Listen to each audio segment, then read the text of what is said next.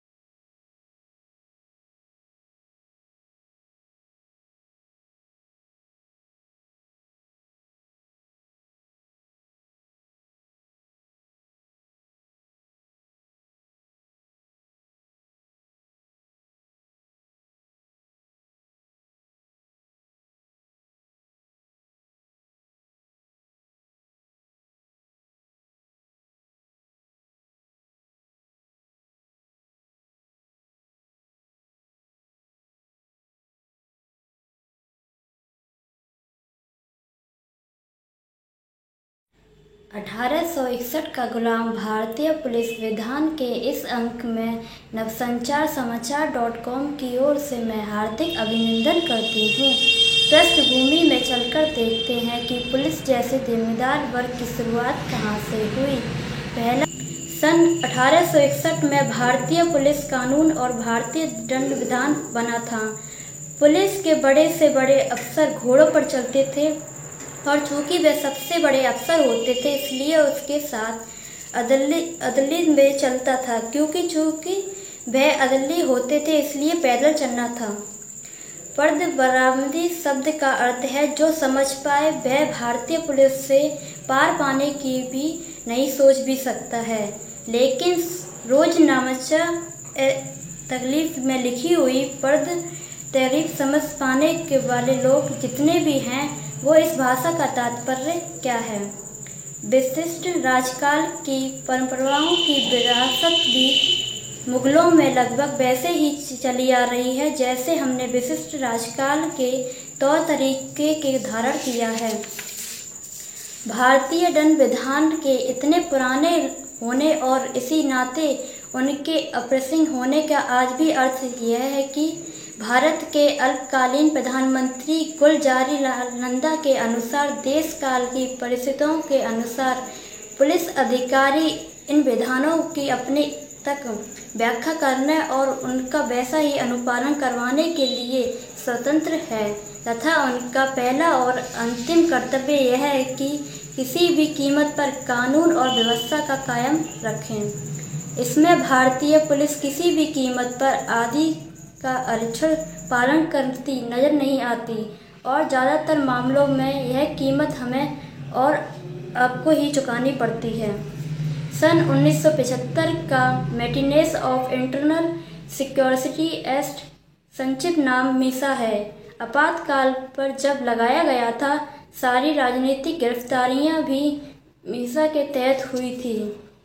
मध्य प्रदेश और उत्तर प्रदेश में जब डाकू समस्या बहुत जोरों पर थी, तब आम दंड विधान बेचारा काम नहीं आया और उसमें दस्यु विरोधी कानून के नाम पर धारा 212 और 216 जोड़नी पड़ी। दस्यु विरोधी कानून दरअसल आज के आतंकवादी गतिविधियों विरोधी कानून में भी डाटा की भूमिका था। डाटा अधिकार कुल्हियात इसलिए हुआ है कि उसका इस्तेमाल बहुत बेहतरीन तरीके से सावधान परेशी वाले अंदाज में किया गया और इसके दोषियों से ज़्यादा निर्दोष फंसे। डाटा राजनीतिक दुश्मनियों से बदला लेने के लिए जारी किया गया। सवाल किया जाता है कि दंड विधान और पुलिस कानून को बदलने या उसके ढांचे में आमूलचूल परिवर्तन करने पर विचार क्यों नहीं किया जा सकता। भारतीय पुलिस उनके कानून के अनुसार किसी अदृश्य और अनुपस्थित गवर्नर जनरल के प्रति आज भी जवाबदेह है। आज भी प्रभावशाली भारतीय पुलिस कानून के तहत पुलिस का सबसे बड़ा अफसर पुलिस महानिरीक्षक होता है, जबकि असल में आज वह महानिदेशक होता है और वह भी हर पुलिस का अलग। महानिदेशक तो ये है कि कुछ राज्यों में अगर थानों में भी आईजी तैनात करें तो थाने की कम पड़ जाते हैं। 1861 में पुलिस अधिकारियों को कहीं कहीं मजिस्ट्रेट की शक्ति दी जाती है, लेकिन वह 1982 में वापस ले ली गई। अगर पुलिस कानून पर चले तो किसी थानेदार या एसपी के पास उनके महानिरीक्षक द्वारा दिया गया एक प्रमाण पत्र भी होना अनिवार्य है। भर्ती उतनी जरूरी नहीं है जितना यह सर्टिफिकेट प्रमाण पत्र नहीं हो तो पुलिस अधिकारी बिना दांत का शेर है।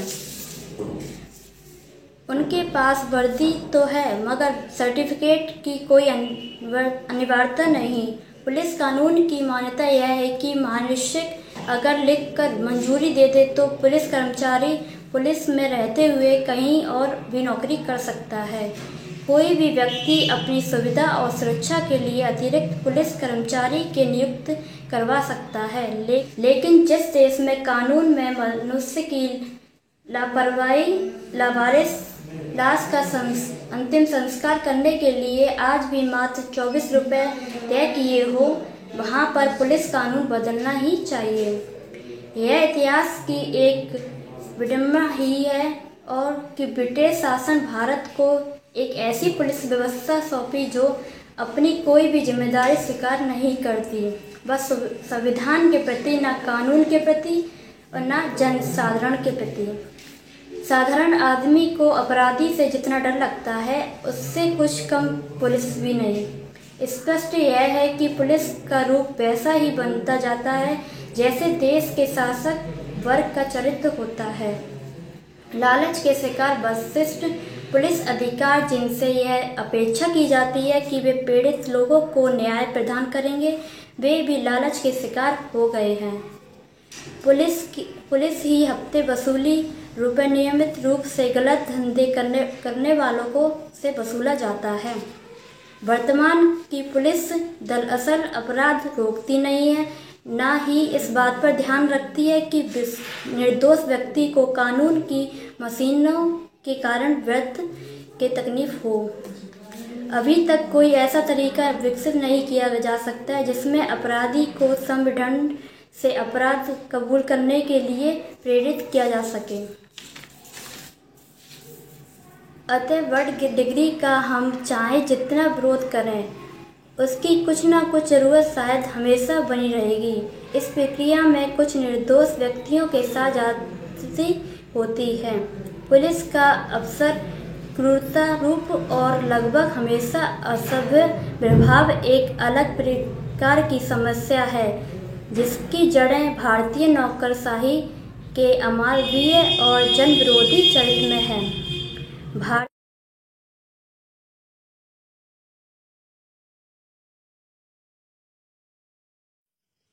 संचार समाचार कॉम के साप्ताहिक अंक में 1861 के गुलाम भारतीय पुलिस विधान को लेकर मैं पूजा कुमारी प्रस्तुत हूँ। चलते हैं न्यायालय में क्या खामियां और पुलिस विधान में सुधार के लिए क्या कदम उठाया गया है और उस पर पहल की गई है या नहीं, इसके बारे में आज हम विस्तृत रूप से बात करते हैं। भारतीय न्यायालयों की 3 बड़ी बीमारियां हैं। पहला, ज्यादातर काम जनभाषा में न होना। दूसरा, न्यायिक प्रक्रिया का अत्यंत स्थिर तथा दीर्घ सूत्री होना। तथा तीसरा, न्याय मांगने वालों की सुविधा और असुविधा की जरा भी परवाह न होना। इनके कारण न्याय पाने की प्रक्रिया अत्यंत कष्टसाध्य, खर्चीली और समय खाऊ हो जाती है। यद्यपि हाल के वर्षों में अनेक पुलिस अधिकारियों को न्यायालय द्वारा दंडित किया गया है, लेकिन इससे न तो पुलिस का सामान्य रवैया बदला है और न ही राजनीति की शासकों ने उनका रवैया बदलने की दिशा में कोई उल्लेखनीय कदम उठाया है। सिर्फ पुलिस की निंदा करना काफी नहीं है। पुलिस का आचरण सुधारने के लिए तथा उसे शासन एवं समाज के प्रति जिम्मेदार बनाने के लिए कुछ कार्रवाई भी जरूरी है। मानव अधिकारों संगठनों की भूमिका कुछ इस प्रकार है, आइए जानते हैं। इन संगठनों के प्रयत्नों से पुलिस जाति के अनेक ऐसे विवरण सामने आए हैं जो अन्यथा कभी सामने नहीं आ पाते। कुछ मामले में पुलिस वालों को सजा भी हुई है। मानव अधिकार आंदोलन ज्यादा से ज्यादा चौकसी का काम कर सकता है और कुछ नहीं। इससे अधिक कुछ करने की ना तो उसकी क्षमता है और न ही उसका कोई लक्ष्य है। अंग्रेजी मानसिकता के कारण समाज में हमेशा बुनियादी विषमता बनी रहेगी और सामान्य व्यक्ति को न्याय नहीं मिल सकता है। द्वितीय, जीवन स्तर में व्यापक विषमता को कम करना। वस्तुतः पुलिस और नौकरशाही का मौजूदा आचरण एक तरह का वर्ग आचरण ही है। तृतीय, नौकरशाही को यह महसूस करने के लिए प्रेरित तथा बाध्य करना है कि उसका काम जनता की सेवा करना है। पुलिस के ऊंचे अफसर भी अपनी राजनीति आकांक्षाओं के सामने असहाय, गुलामी तथा सर्वनाक आज्ञा पालक के दृश्य उपस्थित करते हैं। पुलिस समाज की 3 मुख्य जागरूकताओं को पूरा करता है। आइए इसके बारे में भी विस्तृत रूप से जानते हैं। पहला, संरक्षण और परीक्षण। दूसरा, एकता और सिर्फ एकता। तीसरा, विकास और प्रगति। पुलिस का पारंपरिक और सबसे महत्वपूर्ण कार्य अपराध को रोककर समाज की रक्षा करना है। पुलिस की प्राथमिकता, कर्तव्य और कार्य भी बदल गए हैं। अब पुलिस के पास अब और भी महत्वपूर्ण कार्य हैं। कानून व्यवस्था बनाए रखना, उन्हें त्योहारों, वीआईपीओ यात्राओं आदि के दौरान व्यवस्था करनी होती है। पुलिस से अपेक्षा की जाती है कि वह आचरण के उच्चतम मानकों का पालन करे और एक अनुकरणीय व्यवहार दिखाए, क्योंकि वे एक अनुशासनात्मक एजेंसी है। एक अप्रचलित और पुरानी संगठनात्मक व्यवस्था पुलिस की एक बहुत ही गंभीर समस्या है। पुलिस संगठन अभी भी भारतीय पुलिस अधिनियम 1861 द्वारा शासित है। अंग्रेजों ने 1857 के विद्रोह के परिणाम स्वरूप अपने हितों को बनाए रखने और किसी भी अन्य विद्रोह को दबाने के लिए इस अधिनियम को पारित किया गया था। सुधार मॉडल 1861। राज्य स्तर पर और केंद्रीय स्तर पर पुलिस व्यवस्था में सुधार के कई प्रसार हुए हैं। 1971 के बाद से 6 प्रमुख सुधार सम्मानित समितियां बनाई गई हैं। पहला, गैर समिति। दूसरा, राष्ट्रीय पुलिस आयोग NPC। तीसरा, पुलिस सुधार पर रिबेरी समिति। चौथा, पुलिस सुधार पर पद्मा भैया समिति। 5वां, राष्ट्रीय सुरक्षा पर मंत्रियों का समूह। 6ठा, आपराधिक न्याय प्रणाली के सुधारों पर मलिमठ समिति। स्वतंत्रता के बाद पुलिस सुधारों की आवश्यकता महत्वपूर्ण थी और कई राज्यों ने अपने स्वयं के पुलिस आयोगों की स्थापना की। पहला राज्य पुलिस आयोग 1959 में केरल में स्थापित किया गया। अधिकांश राज्यों में राज्य अधिनियमों का मसौदा तैयार करते समय एक मॉडल के रूप में 1861 का पुलिस अधिनियम था। इसीलिए राज्य पुलिस अधिनियमों में एक ही विचार और संरचनाएं पाई जाती। पुलिस प्रशिक्षण पर गौर समिति 1971 से 1973 तक। पुलिस प्रशिक्षण पर गौर समिति का गठन राज्य पुलिस के कांस्टेबलरी स्तर से IPC स्तर तक के प्रशिक्षण की समीक्षा के लिए किया गया था। समिति ने 1806 सिफारिशों की, इनमें से 45 पुलिस सुधारकों से संबंधित थी। पुलिस प्रणाली की संरचना से संबंधित सुधारकों की अनदेखी की गई है। पुलिस सुधार पर रिबेरी समिति 1998। पुलिस सुधारों पर एक जनहित याचिका के बाद सुप्रीम कोर्ट के आदेश पर 1958 में रिबेरी समिति की स्थापना की गई थी। समिति ने राज्य सुरक्षा डीजीपी के चयन और पुलिस के खिलाफ शिकायतों से संबंधित 5 प्रमुख सिफारिशों का प्रस्ताव रखा। सिफारिशों को लागू नहीं किया गया है। पुलिस सुधार पर पद्मान भैया समिति 2000। पूर्व केंद्रीय गृह सचिव श्री के पद्मान भैया को गृह मंत्रालय द्वारा 2000 में पद्मान भैया आयोग का अध्यक्ष नियुक्त किया गया था। आयोग ने पुलिस बल में भर्ती, प्रशिक्षण, कर्तव्य और जिम्मेदारियों, पुलिस अधिकारियों के व्यवहार, पुलिस जांच, अभियोजना आदि का निरीक्षण किया। समिति ने 99 कार्रवाई योग्य सिफारिशों का सुझाव दिया, जिनमें से 54 को केंद्र सरकार द्वारा लागू करने की आवश्यकता है और 69 को राज्य सरकार द्वारा लागू करने की आवश्यकता है। राष्ट्रीय सुरक्षा 2000 से 2001 पर मंत्रियों का समूह। राष्ट्रीय सुरक्षा पर मंत्रियों के समूह का 4 कार्यों पर किया गया था, अर्थात पहला खुफिया प्रणाली, दूसरा आंतरिक सुरक्षा, तीसरा सीमा प्रबंधन और चौथा रक्षा प्रबंधन। 62 सिफारिशों की गई, 54 जरूरत केंद्र सरकार और 42 राज्य सरकारों ने की। मलीमठ समिति 2001 से 2003 तक में मलीगढ़ समिति ने आपराधिक न्याय प्रणाली, जांच, अभियोजन, न्यायपालिका अपराध और सजा के सिद्धांतों को संबंधित किया। सबूत के बोझ को बदलने के लिए अपने सुझाव के लिए मानवाधिकार संगठन द्वारा रिपोर्ट की भारी आलोचना की गई है। 39 समिति ने 158 टिप्पणियों और सिफारिशों की 55 प्रमुख सिफारिशें हैं, जिनमें 42 को केंद्र सरकार और 26 को राज्य सरकार द्वारा लागू किया गया है। मैं पूजा कुमारी। 1861 के गुलाम नियमावली भारतीय पुलिस विधान को लेकर मैं पंकज कुमार दास प्रस्तुत हूँ। चलते हैं राष्ट्रीय पुलिस आयोग पर एक सरसरी नजर डालते हैं। राष्ट्रीय पुलिस आयोग एनपीसी 1977-1981 राष्ट्रीय पुलिस आयोग भारतीय पुलिस प्रणाली की संपूर्ण समीक्षा करने वाला पहला आयोग था। एनपीसी ने 4 वर्षों में 8 रिपोर्टें लिखी। 8 रिपोर्टों ने सभी को मिलाकर 291 सिफारिशों का सुझाव दिया, जो सभी पुलिस सुधारों से संबंधित थी। अधिकांश सिफारिशों को लागू नहीं किया गया। पहली रिपोर्ट कांस्टेब्युलरी और प्रशासनिक मुद्दों जैसे वेतन संरचना, आवास, शिकायतों का निवारण, कांस्टेबल के लिए करियर योजना आदि को संबोधित करती है। 28 सिफारिशों का सुझाव दिया गया था, लेकिन सबसे महत्वपूर्ण सिफारिशों को अभी भी राज्यों ने लागू करने की आवश्यकता नहीं समझी। दूसरी रिपोर्ट पुलिस परिवारों के लिए कल्याणकारी उपायों और पुलिस बल पर राजनीतिक और कार्यकारी दबाव से बचने के तरीके से संबंधित है। सिफारिशों में पुलिस के कर्तव्यों और जिम्मेदारियों, पुलिस प्रमुखों की पोस्टिंग और कार्यकाल, राज्य सुरक्षा आयोगों के गठन, व्यक्तिपरक तबादलों, निलंबन के खिलाफ संरक्षण के लिए एक नए पुलिस अधिनियम का प्रस्ताव है। दूसरी रिपोर्ट में 33 सिफारिशें की गई, जिन पर केंद्र सरकार और राज्य सरकारों दोनों की कार्रवाई करने की जरूरत है। तीसरी रिपोर्ट पुलिस बल और समाज के कमजोर वर्गों, ग्राम पुलिस में भ्रष्टाचार, आर्थिक अपराधों और आधुनिकीकरण पर केंद्रित है। 54 सिफारिशों में से कुछ स्टेशन हाउस अधिकारियों और पुलिस अधीक्षक की पोस्टिंग, भ्रष्ट पुलिस अधिकारियों का मुकाबला करने के तरीके के साथ साथ गिरफ्तारी करने के दिशा निर्देशों से संबंधित है। चौथी रिपोर्ट जांच, परीक्षण और अभियोजन, औद्योगिक कृषि मुद्दों, सामाजिक कानून और शराबबंदी के मुद्दों पर केंद्रित है। प्रथम सूचना रिपोर्ट एफआईआर के पंजीकरण, गवाहों के बयानों की रिकॉर्डिंग, गिरफ्तारी, रिमांड और स्वीकारोक्ति आदि से संबंधित है। पांचवी रिपोर्ट में कांस्टेबलों और सब इंस्पेक्टरों की भर्ती, पुलिस कर्मियों के प्रशिक्षण, जिला पुलिस और मजिस्ट्रेट, महिला पुलिस और पुलिस जनसंपर्क जैसे मुद्दों को शामिल किया गया। इस रिपोर्ट में 27 सिफारिशें की गई थी। आयोग ने एक बार फिर नए पुलिस एक्ट की मांग उठाई है। छठी रिपोर्ट आईपीएस और पुलिस के बीच संबंध, पुलिस और छात्रों के बीच झड़प, सांप्रदायिक दंगों और शहरी पुलिस के मुद्दों को उठाया गया।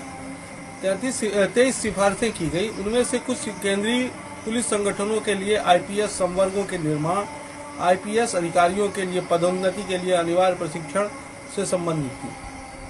7वीं रिपोर्ट पुलिस राज्य सशस्त्र पुलिस बटालियन, जिला सशस्त्र भंडार के संगठन और संरचना, पुलिस अधिकारियों को वित्तीय शक्तियों का प्रत्यायोजन, यातायात विनियमन, पुलिस कर्मियों के प्रदर्शन मूल्यांकन, अनुशासनात्मक नियंत्रण, योजना मूल्यांकन में केंद्र की भूमिका पर केंद्रित है। और भारत के उत्तर पूर्व में समन्वय और पुलिस व्यवस्था 60 सिफारिशें की गई, जिनमें से कुछ पुलिस थानों के पुनर्गठन, अपराध जांच को कानून व्यवस्था से अलग करने से संबंधित थी।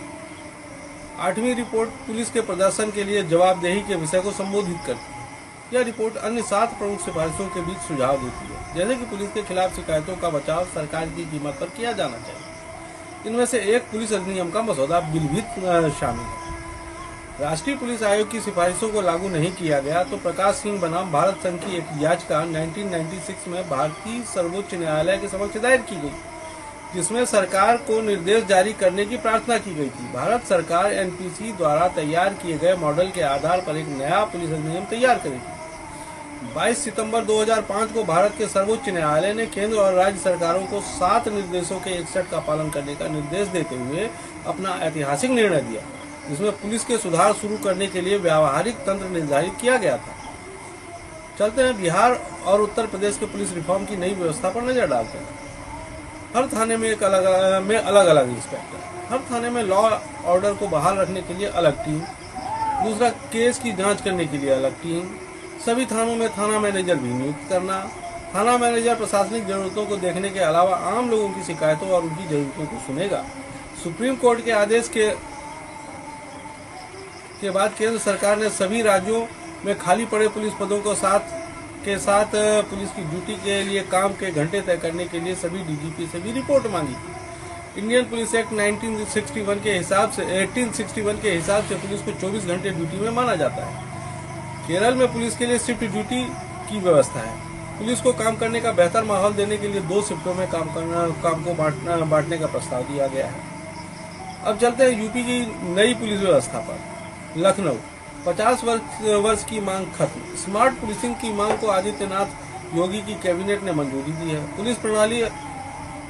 पुलिस आयुक्त प्रणाली लागू की गई है। यूपी में 75 जिलों को देखभाल करने वाले 2.5 लाख से अधिक पुलिस बल है। इनमें 33 सशस्त्र बटालियन और अन्य विशेष भी शाखाएं हैं। नवीनतम निर्णय के अनुसार प्रत्येक पुलिस आयुक्तालय और जिला पुलिस थानों में एक जांच इकाई स्थापित की गई।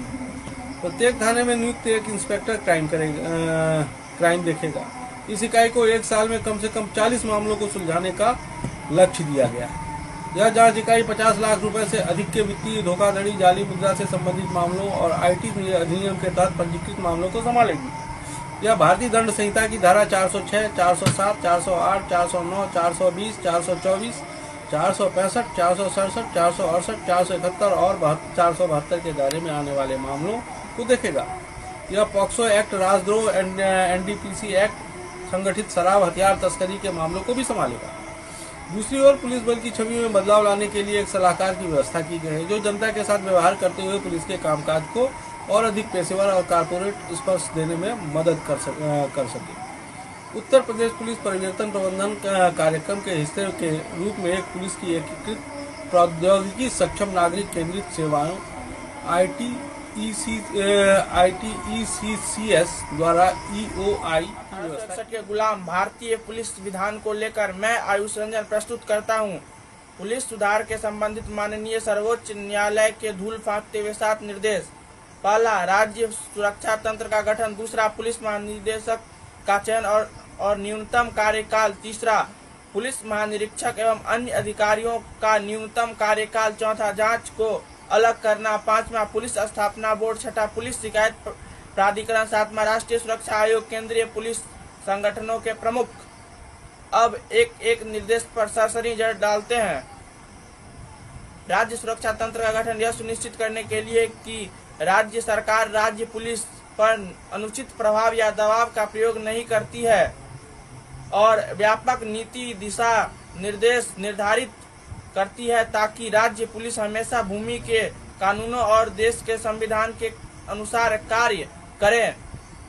पुलिस महानिदेशक का चयन और न्यूनतम कार्यकाल। राज्य में डीजीपी का चयन राज्य सरकार द्वारा विभाग के 3 वरिष्ठतम अधिकारियों के में से किया जाएगा, जिन्हें यूपीएससी द्वारा उस पद पर पदोन्नति के लिए बाध्य किया गया है। उनकी सेवा की अवधि पुलिस बल का नेतृत्व करने के लिए बहुत अच्छा रिकॉर्ड और अनुभव की सीमा के आधार पर एक बार नौकरी के चुने नौकरी के लिए चुने जाने के बाद उनकी सेवानिवृत्ति की तिथि पर ध्यान दिए बिना कम से कम 2 वर्ष का न्यूनतम कार्यकाल होना चाहिए।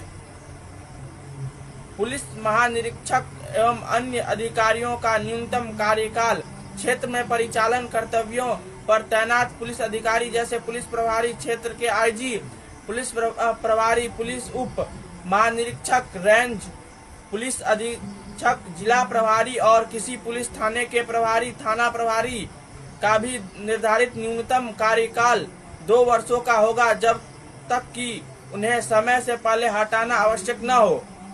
जांच को अलग करना। जांच पुलिस को कानून और व्यवस्था पुलिस से अलग किया जाएगा ताकि लोगों के साथ त्वरित जांच, बेहतर विशेषज्ञता और बेहतर संबंध सुनिश्चित किया जा सके। हालांकि यह सुनिश्चित किया जाना चाहिए कि दोनों विंगों के बीच पूर्ण समन्वय हो। कस्बे, शहरी क्षेत्रों में प्रभारी हो सकता है जिनकी आबादी 10 लाख या उससे अधिक है और धीरे धीरे छोटे शहरों तक भी विस्तारित हो सकती है।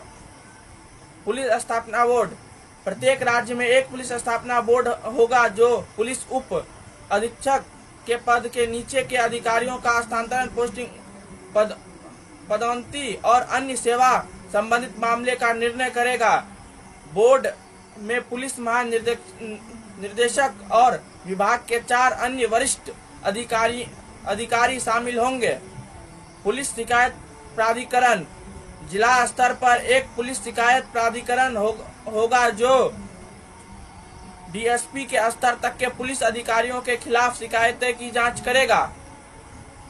राज्य स्तर पर एक और पुलिस शिकायत प्राधिकरण होना चाहिए जो एसपी और उसके ऊपर के रैंक के अधिकारियों के खिलाफ शिकायतों की जांच करे। जिला स्तरीय प्राधिकरण के नेतृत्व एक सेवानिवृत्ति जिला न्यायाधीश द्वारा किया जा सकता है, जबकि राज्य स्तरीय प्राधिकरण का नेतृत्व उप न्यायालय, उच्च न्यायालय, सर्वोच्च न्यायालय के सेवानिवृत्ति न्यायाधीश द्वारा किया जा सकता है। राष्ट्रीय सुरक्षा आयोग। केंद्र सरकार केंद्रीय पुलिस के संगठनों के प्रमुख के चयन और नियुक्ति के लिए उपयुक्त नियुक्ति पदाधिकारी के समक्ष रखे जाने के लिए एक पैनल तैयार करने के लिए संघ स्तर पर एक राष्ट्रीय सुरक्षा आयोग भी स्थापित करेगी। न्यूनतम 2 वर्षों का कार्यकाल दिया गया है। इसकी अध्यक्षता केंद्रीय गृह मंत्री कर सकते हैं और इनमें सीपीओ के प्रमुख और कुछ सुरक्षा विशेषज्ञ सदस्य के रूप में शामिल हो सकते हैं, जिनमें केंद्रीय गृह सचिव इसके सचिव होंगे। सुप्रीम कोर्ट ने सभी सरकारों के साथ निर्देशों का तत्काल प्रभाव से पालन करने की मांग की। राज्य सरकारों की प्रतिक्रियाएं काफी भिन्न थी। कोर्ट ने सभी सरकारों के साथ निर्देशों का तत्काल प्रभाव से पालन करने की मांग की। राज्य सरकारों की प्रतिक्रियाएं काफी भिन्न थी। 2002 में भारत सरकार ने राज्य सरकारों को नए पुलिस कानूनों को अपनाने के लिए मार्गदर्शन करने के लिए एक नए मॉडल बिल का मसौदा तैयार करने के लिए एक पुलिस अधिनियम मसौदा समिति 16 राज्य समिति की स्थापना की। मॉडल 30 अक्टूबर 2006 को प्रस्तुत किया गया। जनवरी 2016 में राज्य पुलिस बल की पद 137 लाख प्रति व्यक्ति था। संयुक्त राष्ट्र द्वारा अनुशंसित मानक प्रति लाख व्यक्ति पर 222 पुलिस है। राज्य की 86% पुलिस में सिपाही शामिल हैं। कांस्टेबल को आमतौर पर उनकी सेवा के दौरान एक बार पदोन्नत किया जाता है और आमतौर पर हेड कांस्टेबल के रूप में सेवानिवृत्ति होते हैं। की प्रयोगशाला में पुलिस की क्या हकीकत है और पुलिस किसके कारण और इस हकीकत के पीछे किसके हाथ है, हम सभी जनता जानते हैं, इसलिए हमने पुलिस के जो कार्य प्रणाली पर किसी तरह की टीका टिप्पणी नहीं की है। इसके साथ ही 1861 के गुलाम भारतीय पुलिस विधान अंक समाप्त होता है। उत्तर प्रदेश से राजेश कुमार सिंघानिया, टीम के पारुल शर्मा, अंजू वर्मा, मधुबनी बिहार से पंकज कुमार दास, पूजा कुमारी, आयुष रंजन इस अंक के रीडर सहयोगी हैं। वो सभी को धन्यवाद। संकलन, संपादन और प्रसारण शैलेश कुमार का नमस्कार।